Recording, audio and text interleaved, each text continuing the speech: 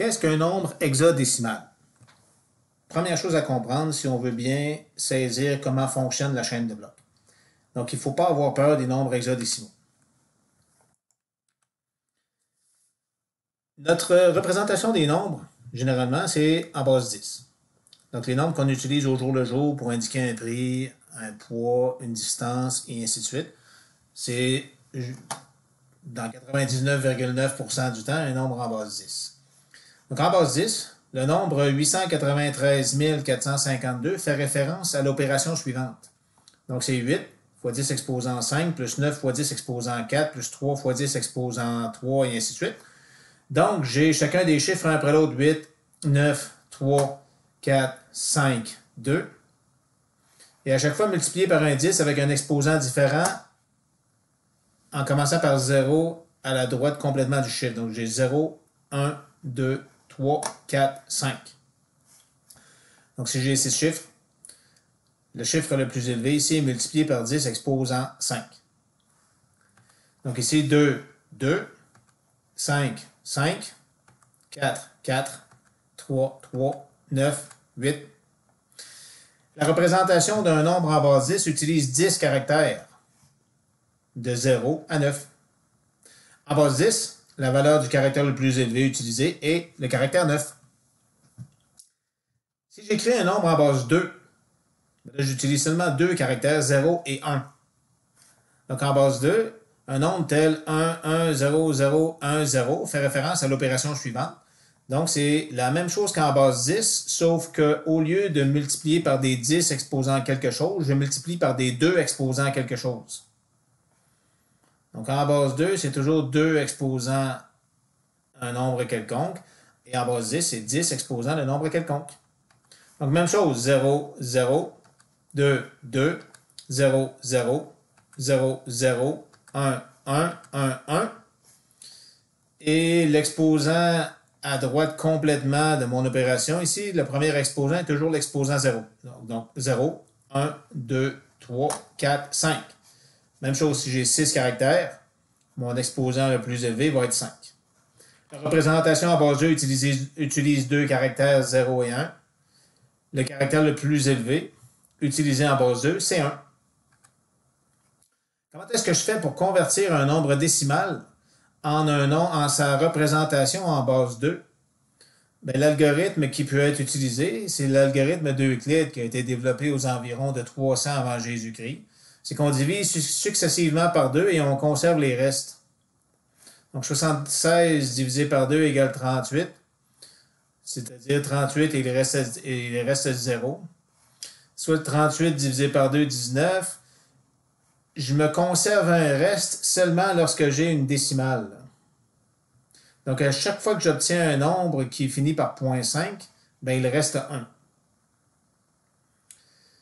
J'effectue les divisions par 2 jusqu'à ce que j'obtienne le chiffre 0. Une fois que j'ai obtenu le chiffre 0, ben là, j'ai 0 à l'infini. Je pourrais continuer, mais 0 divisé par 0 donne 0 et il reste 0. Ça ne sert à rien de continuer.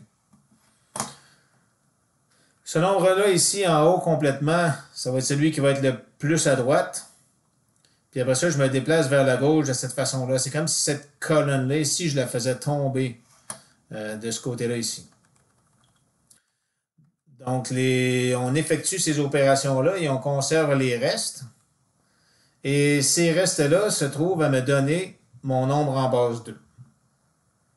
Donc ici, 76 en base 2 va s'écrire avec 7 caractères. Le caractère le plus à gauche va multiplier 2 à la 6. Le caractère le plus à droite multiplie 2 à la 0. Donc ici, 76 en base 2 donne cette valeur-là ici. Ici, j'ai mis un 0 en premier. Je n'étais pas obligé. C'est parce que je l'ai représenté en utilisant 8 caractères.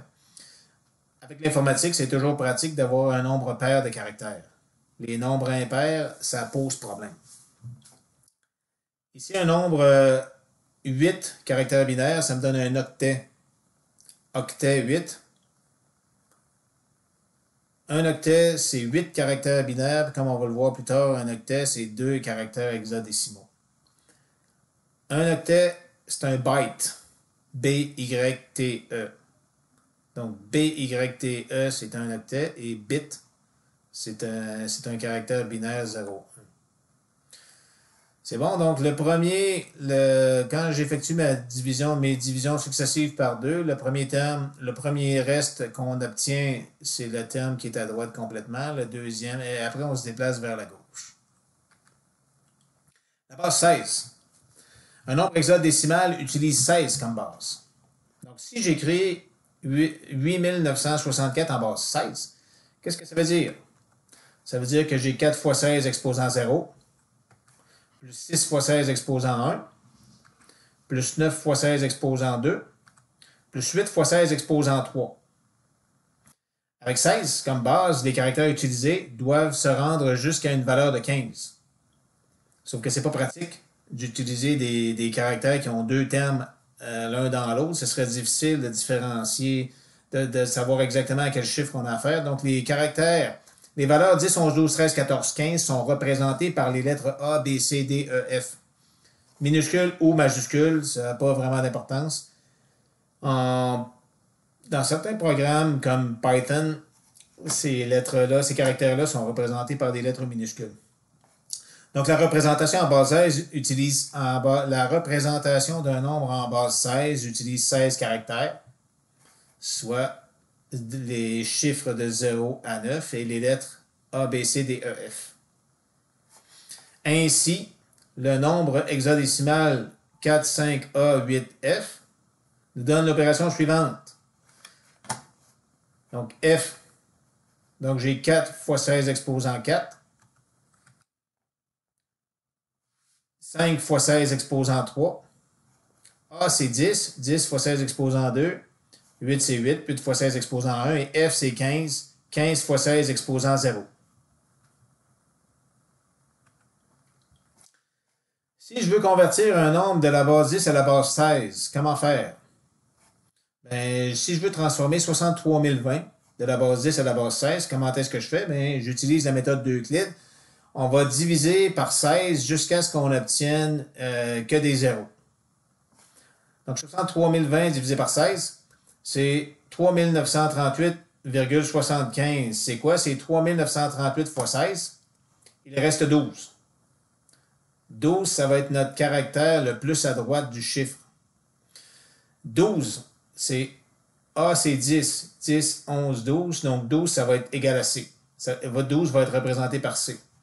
Je prends le nombre entier 3938 qui est plus grand que 16. Je divise par 16, 246,125. Donc, c'est 246 fois 16. Il me reste 2.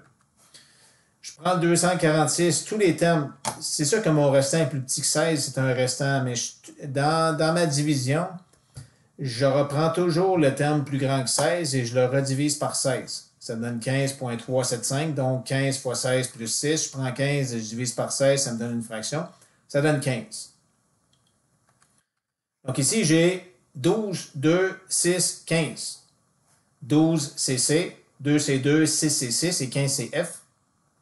F va être à gauche complètement. Donc, prenez cette colonne-là ici et faites-la tomber de ce côté-là. Ça ne peut pas tomber à gauche. Il y a quelque chose qui retient. J'ai mes opérateurs qui retiennent. Mais ça pourrait tomber de ce côté-là ici. Donc, 63 020 est représenté par le nombre hexadécimal F62C. Maintenant, pourquoi en informatique on utilise souvent la base 16? C'est que, en fait, en informatique, on utilise les nombres binaires 0, 1, ouvert, fermé. C'est de même que l'information est transmise dans les circuits électriques. Et au lieu de transporter des nombres binaires dans nos représentations, c'est beaucoup plus pratique de transporter des nombres hexadécimaux parce qu'on divise le nombre de caractères nécessaires à représenter l'information désirée par 4. Je fais un exemple. Comment convertir ce nombre binaire-là ici de la base 2 à la base 16? Mon nombre commence par 0, de façon à ce que j'ai un multiple de 4 de nombres binaires. C'est de cette façon-là que ça va fonctionner. Donc, ce nombre-là est égal à quoi? J'ai 32 caractères. OK, donc, je multiplie toujours 2 exposant quelque chose. Je pars de 31, je finis à 0. Et ça, c'est mon nombre en format binaire. Donc, les premiers 4 nombres binaires, c'est ma première ligne. Deuxième ligne, 4 autres caractères, et ainsi de suite, jusqu'à la fin de mon nombre binaire. Si je prends tous ces termes-là ici, je peux isoler, je peux réduire un peu mes termes ici. Donc ici, mon plus faible, l'exposant le moins élevé, c'est 28. Donc si j'isole 2 à la 28, j'ai 0, 1, 2, 3. OK, 29, ici, si je divise, si je mets 2 à la 28 à l'extérieur de la parenthèse, ben 28 plus 1 égale 29, 28 plus 2 égale 30, 28 plus 3 égale 33. 28 plus 3 égale 31, désolé. Ici, mon exposant le plus petit, c'est 24. Donc, je peux sortir 2 à la 24. Et même chose, j'ai 2 à la 0, 2 à la 1, 2 à la 2, 2 à la 3. Ici, mon exposant le plus petit sur cette ligne-là, c'est 2 à la 20. Donc, je peux sortir 2 à la 20. Je fais ça pour chacune de mes lignes.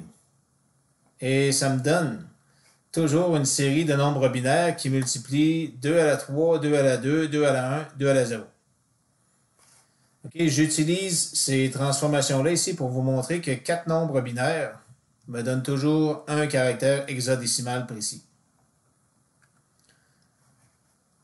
Donc ici,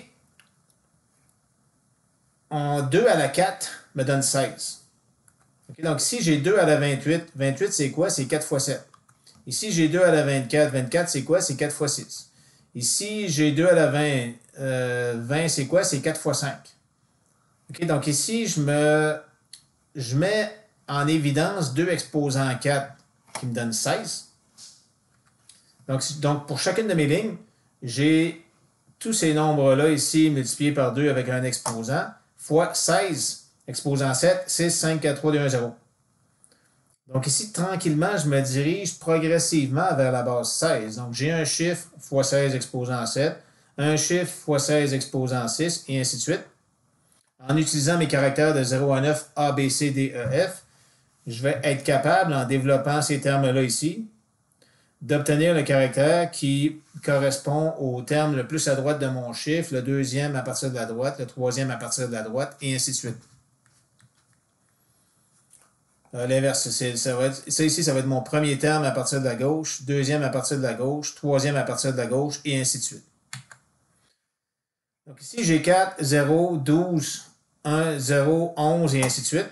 16 à la 7, 16 à la 6. Donc, si je remplace les nombres plus grands que 9 par les lettres A, B, C, D, E, F correspondantes, ça me donne 4, 0, C, 0, B, 9, 5, 4.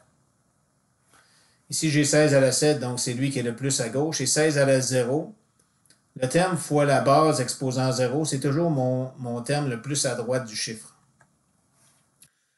Donc, le nombre binaire représenté par cette séquence de 0 et 1 suivant s'écrit 4, 0, C, 0, B, 9, 5, 4 en base 16. Donc, quand on passe de la base 2 à la base 16, on réduit le nombre de caractères nécessaires par 4. Donc ici, si je prends mon chiffre, j'aurais pu les représenter, les regrouper 4 par 4. Okay? Et pour chaque groupe de 4 caractères, extraire le nombre hexadécimal correspondant.